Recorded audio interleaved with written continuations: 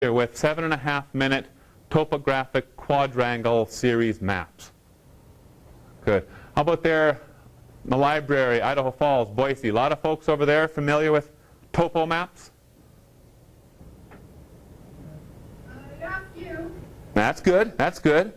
So on a topo map, we're going to look at a graphic of one here on the next slide. We see lots of different stuff. Call it features. Types. We'll see contours. That word there is the hypsography. Some folks refer to it as the elevation. That's good. Those are all good words to use. We'll see rivers, streams, and lakes, the hydrography, surface water. We'll see roads and trails. We'll see buildings. We'll see some information about land ownership.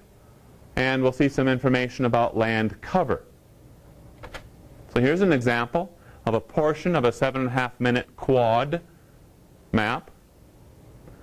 How many of those features that I just mentioned, and there could be more, how many of those features can you see on this map?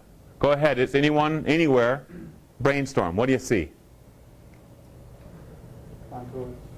You see the contours? Roads. What's that? I said all 6. You saw them all, you think, huh? Anyone else? See anything else? Water features. Right. You see the water features? You see that big river running right diagonally across this thing? Railroads. Railroads, right. We didn't mention railroads. You see the railroads in there. And roads. And actually, it's a little bit even more interesting because the roads have been depicted in various different ways. We see the kind of typical candy cane striping right over here, depicting probably a U.S. highway, an interstate highway shown over here in solid red, and actually showing different lanes, the north and the southbound lanes. Tells it there's 4 lanes in each direction. We see more like the city roads here, just in a solid black line. Okay, so not just do we see roads, but we see a differentiation in road type. There is a tremendous amount of data in these things. And indeed, the 7.5-minute map is the original source for an awful lot of the GIS data that we use today.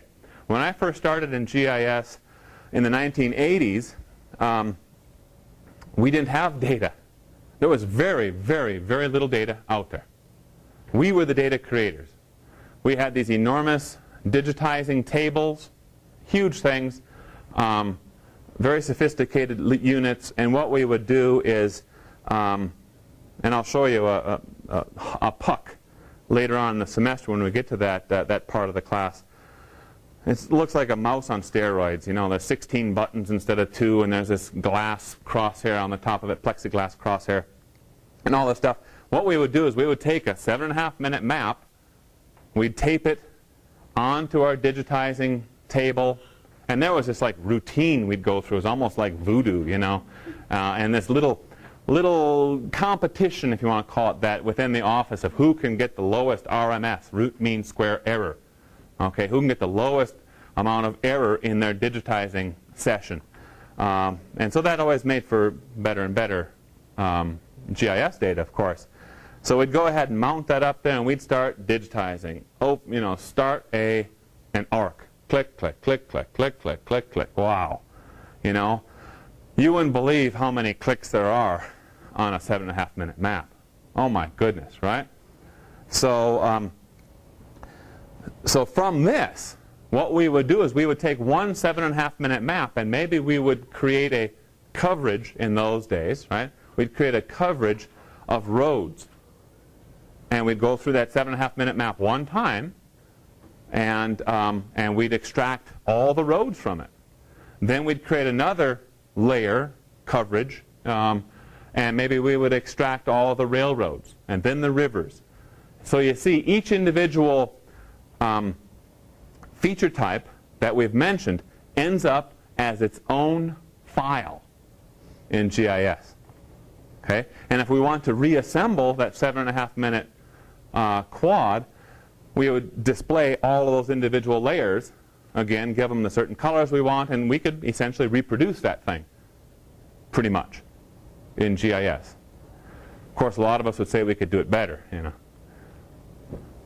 But that's how it works. It's a very important concept that you understand that one map, that source map, ends up being busted up into a lot of different pieces, individual files. So one file for roads, maybe one file for rivers, another one for railroads, etc., etc., etc. Everyone feel comfortable with that concept? Super. So as I said, we extract these data to produce a digital map. I should also say, yes, go ahead. Keith, Yes? this is Larry Boise. Yes? When you say files and layers, can they be the same thing, or are there multiple files for some layers? Yeah, that's right. A lot of individual layers will consist of numerous files. In the old days of coverages, we would actually have a folder that would represent coverage itself, and within that 6, 7, 8, 9 different files, each of those files were necessary for that coverage to be valid, for it to function. If we accidentally deleted or unknowingly deleted one or more of those files, we just corrupted the whole coverage, ruined the whole thing. So yeah, I'm speaking in real generic terms right now. The layer typically in GIS is made up of more than one file. Okay, thanks. Great. That's a good question. But we're going to extract data to produce a digital map. And as I was noting, I'm also using the word map in a very generic sense. What you'll learn later on in the class is that a map really means a very specific thing. It's a cartographic product, a piece of cartography. In fact, we have a class that's taught by Sarah Hinman here at the university in the history department that's all about cartography, making maps. So we say it's a digital map, but in reality, just kind of start in the back of your mind resolving that, well, it's a digital layer. And to make a map, we use lots of GIS data, plus we need the cartographers, dyed-in-the-wool cartographers say a map is not a map unless it has title, neat line, representative fraction, scale bar, and north arrow. So our GIS data doesn't have that, right? It doesn't have that. But right now we'll call it a digital map. Just store that in the back for later use, okay? Data representation, vector and raster, or raster. That's the two ways, that's it. The two ways that we can represent our GIS data in that computer, vector or raster. Let's find out what these are. The vector geometry type is based on coordinate geometry, COGO. Okay, C-O-G-O, coordinate geometry. That's a shorthand term that you'll see a lot in literature describing GIS, especially when you get into cadastral type of features, land ownership parcels, municipal type of GIS. You see COGO a lot, okay? Or the Cartesian coordinate system that was essentially attributed back to René Descartes. Okay? Well, what is it? Well, it's pretty simple. I think you've all done it probably back in maybe middle school. Right? You graphed out made some graphs of the numbers. You get the coordinate grid right there, and you plot some coordinate pairs, right? That's as difficult as it needs to get with GIS, coordinate geometry. Okay? We have an X and we have a Y. And that describes a point, right? So, our vector geometry types, the very simplest vector GIS data is a point.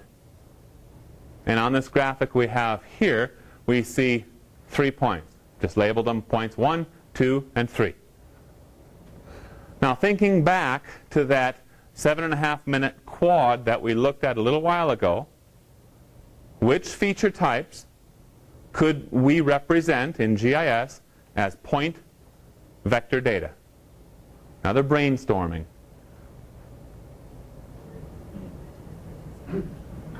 Houses. The houses, very good. Buildings, houses, right? Uh-huh. a well. The what? A well or a spring. Right. Yeah, there was a gauging station. I don't know if you noticed that. There was a gauging station on that little snippet I showed you. That could be also.